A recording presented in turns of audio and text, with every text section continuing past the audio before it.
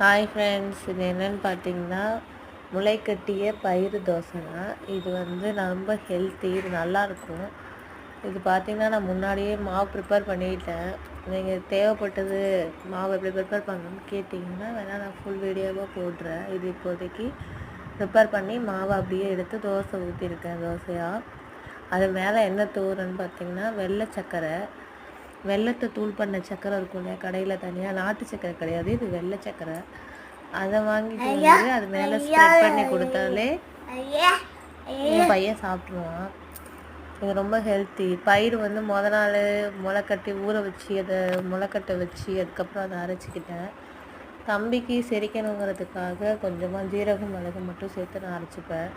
அது கூட என்னென்ன இன்னும் சேர்க்கணுமோ அதெல்லாம் சேர்த்துப்பேன். அப்போ தான் அது ஒட்டாமல் நமக்கு இந்த மாதிரி திருப்பி போட ஈஸியாக வரும். நல்லாயிருக்கும், ரொம்ப ஹெல்த்தி. மார்னிங் பிரேக்ஃபாஸ்ட்டுக்கு ரொம்ப ஹெல்த்தியான ஒரு சாப்பாடுன்னா இதை சொல்லலாம். நான் என் பையனுக்கு இப்போ இது கொடுக்க ஆரம்பிச்சிருக்கேன். ஓரளவுக்கு நல்லா சாப்பிட்றான். அந்த வெல்லம் பார்த்திங்கன்னா உள்ளாரையே உருகி உள்ளே செட் ஆகிடுச்சு. மேலே தானே போட்டேன், ஆனால் உருகிடுச்சு பாருங்கள். இப்போ இன்னொன்று போட்டிருக்கேன் பாருங்கள். என்னோடய சேனலை ப்ளீஸ் சப்ஸ்கிரைப் பண்ணி ஷேர் பண்ணுங்கள், லைக் பண்ணுங்கள்.